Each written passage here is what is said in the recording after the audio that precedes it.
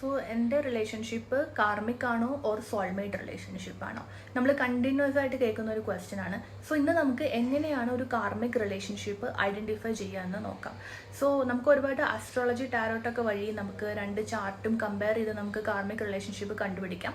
പക്ഷെ അതല്ലാതെ തന്നെ ഡെയിലി ലൈഫിൽ നമുക്ക് കാർമിക് റിലേഷൻഷിപ്പ് ഐഡൻറ്റിഫൈ ചെയ്യാനായിട്ട് കുറച്ച് മെത്തേഡ്സ് ഉണ്ട്. സോ കാർമിക് റിലേഷൻഷിപ്പ് എന്ന് പറയുന്നത് വളരെ ഇൻറ്റൻസ് ആയിട്ടുള്ള റിലേഷൻഷിപ്പ് ആയിരിക്കും, വളരെ അഡിക്റ്റീവ് ആയിട്ടുള്ള റിലേഷൻഷിപ്പ് ആയിരിക്കും. നിങ്ങൾക്ക് തോന്നും ഈ റിലേഷൻഷിപ്പ് നിങ്ങളെ അങ്ങോട്ട് കൺസ്യൂം ചെയ്യാനായിട്ട്, നിങ്ങൾക്ക് രണ്ടുപേർക്കും പരസ്പരം പിരിഞ്ഞിരിക്കാൻ പറ്റുന്നില്ല, എപ്പോഴും സംസാരിക്കണം, ആ ഒരു മെൻറ്റാലിറ്റി ആയിരിക്കും. പക്ഷേ വിത്തിൻ സം വീക്ക് അല്ലെങ്കിൽ വിത്തിൻ മന്ത് എന്ത് പറ്റുമെന്ന് വെച്ചാൽ ഒരു സെപ്പറേഷൻ അവിടെ സംഭവിക്കും, അല്ലെങ്കിൽ ആർഗ്യുമെന്റ്സ് എപ്പോഴും വരും. പരസ്പരം സെപ്പറേറ്റ് ആവുന്നു, പിന്നെയും മിസ് ചെയ്യുന്നു, പിന്നെയും തിരിച്ചു വരുന്നു. അങ്ങനെ ഒരു സൈക്കിൾ അവിടെ ഫോം ചെയ്യാൻ തുടങ്ങും, ഒരു karmic cycle.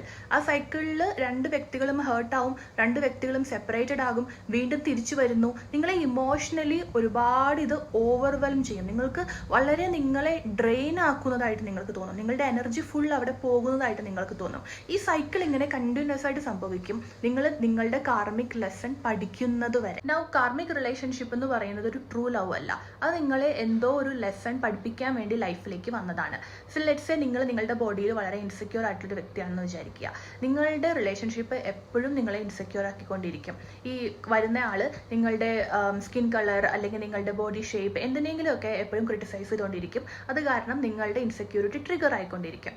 Now let's say നിങ്ങൾ ബൗണ്ടറീസ് കറക്റ്റ് ആയിട്ട് ഇല്ലാത്ത ഒരാളാണെങ്കിൽ വരുന്ന ആൾ നിങ്ങളെ ഒട്ടും റെസ്പെക്ട് ചെയ്യുന്നില്ല, അല്ലെങ്കിൽ നിങ്ങളുടെ ബൗണ്ടറി എപ്പോഴും ഓവർ സ്റ്റെപ്പ് ചെയ്യുന്നതായിട്ട് നിങ്ങൾക്ക് തോന്നും. So always there will be one lesson in karmic relationship. ആ ലെസൺ ഐഡന്റിഫൈ ചെയ്യുന്നത് വരെ ഈ സൈക്കിൾ കണ്ടിന്യൂ ചെയ്യും. അതിനിടയ്ക്ക് ഈ സൈക്കിൾ ബ്രേക്ക് ആവുകയാണെങ്കിലോ വേറൊരു വ്യക്തി ഈ സെയിം ലെസണുമായിട്ട് നിങ്ങളുടെ ലൈഫിലേക്ക് വരും. സോ കാർമിക് റിലേഷൻഷിപ്പ് നമ്മളെ പണിഷ് ചെയ്യാൻ വേണ്ടിയുള്ള ഒന്നല്ല, അത് ഐഡന്റിഫൈ ചെയ്ത് അതിൽ എന്ത് ലെസൺ ആണ് നമ്മൾ പഠിക്കേണ്ടത്. ഇനി സോൾമേറ്റ് റിലേഷൻഷിപ്പ് എങ്ങനെ ഐഡൻറ്റിഫൈ ചെയ്യാൻ പറ്റും?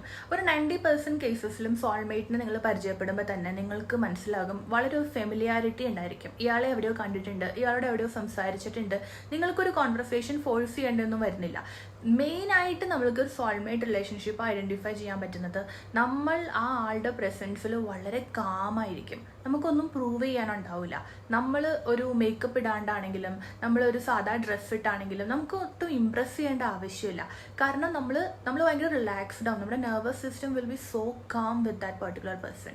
ആൻഡ് ഈ ഒരു സോൾമേറ്റ് റിലേഷൻഷിപ്പ് സ്റ്റാർട്ട് ചെയ്യുമ്പോൾ തന്നെ കൺസിസ്റ്റൻസി എപ്പോഴും ഉണ്ടായിരിക്കും. കാർമിക് റിലേഷൻഷിപ്പിൽ ഇൻറ്റൻസിറ്റി കൂടുതലായിരിക്കും, കൺസിസ്റ്റൻസി ഉണ്ടാവില്ല. പക്ഷേ സോൾമേറ്റ് റിലേഷൻഷിപ്പിൽ കൺസിസ്റ്റൻ്റ് ആയിരിക്കും. ഈ റിലേഷൻഷിപ്പ് നമ്മളെ ഗ്രോ ചെയ്യാനായിട്ട് അനുവദിക്കും. ഈ ഒരു വ്യക്തി നമ്മുടെ ലൈഫിലേക്ക് വരുമ്പോൾ ഇമോഷണലി അല്ലെങ്കിൽ കരിയർ വൈസ് ഫിനാൻഷ്യലി ഒക്കെ നമ്മൾ ഗ്രോ ചെയ്യുന്നതായിട്ട് നമുക്ക് വളരെ ഒരു സെക്യൂരിറ്റി ഫീൽ ചെയ്യുന്നതായിട്ട് നമുക്ക് മനസ്സിലാക്കാൻ പറ്റും. ഇനി അടുത്തൊരു മെയിൻ ക്വസ്റ്റ്യൻ നമുക്ക് കിട്ടുന്നത്, കാർമിക് റിലേഷൻഷിപ്പ് പിന്നെ സോൾമേറ്റ് റിലേഷൻഷിപ്പായി മാറുമോ? 90% ഇറ്റ് ഈസ് നോ. കാരണം എന്താണെന്ന് വെച്ചാൽ കാർമിക് റിലേഷൻഷിപ്പ് വർക്ക് ആവണമെങ്കിൽ അല്ലെങ്കിൽ അതൊരു സോൾമേറ്റ് റിലേഷൻഷിപ്പ് ലെവലിലേക്ക് എത്തണമെങ്കിൽ അവർ രണ്ടുപേരും അവരുടെ പാറ്റേൺസ് ഐഡൻറ്റിഫൈ ചെയ്യണം, അവരുടെ ബൗണ്ടറീസ് ഐഡൻറ്റിഫൈ ചെയ്യണം, ഒരുപാട് ഇന്നർ വർക്ക് വേണ്ടി വരും. അപ്പോൾ അവരുടെ ട്രോമ ഉണ്ടെങ്കിൽ ആ ട്രോമ അവർ ഹീൽ ചെയ്യേണ്ടി വരും. ബട്ട് 90% ടൈമിലും ആളുകൾ ഇത് ഐഡൻറ്റിഫൈ ചെയ്യുന്നില്ല. അത് കാർമിക് റിലേഷൻഷിപ്പ് ആണെന്ന് പോലും ഐഡൻറ്റിഫൈ ചെയ്യാതെ ഒരുപാട് ഹേർട്ടായി ഒരുപാട് കഷ്ടപ്പെടുന്ന ആൾക്കാരുണ്ട്. സോ ഈ രണ്ട് വ്യക്തികളും ഒരേ സമയത്ത് അവരുടെ പാറ്റേൺസ് ഐഡൻറ്റിഫൈ ചെയ്ത് ഹീൽ ചെയ്യുകയാണെങ്കിൽ അതിനൊരു നല്ല ഫ്യൂച്ചർ ഉണ്ട്, അതൊരു സോൾമേറ്റ് റിലേഷൻഷിപ്പ് ലെവലിലേക്ക് എത്തും. ബട്ട് എന്ന് കരുതി ഒരു റിലേഷൻഷിപ്പ് ലേറ്റർ സോൾമേറ്റ് റിലേഷൻഷിപ്പ് ആവുമെന്ന് വിചാരിച്ച് അബ്യൂസ് നേരിടുക അല്ലെങ്കിൽ സഫർ ചെയ്യേണ്ട ഒരാവശ്യം ഒരിക്കലും വരുന്നില്ല. We have to leave. So നിങ്ങളൊരു കാർമിക് റിലേഷൻഷിപ്പിലാണെങ്കിൽ അല്ലെങ്കിൽ അത് കാരണം വിഷമിച്ച ഒരാളാണെങ്കിൽ move on, because it's not true love and it's not worth it.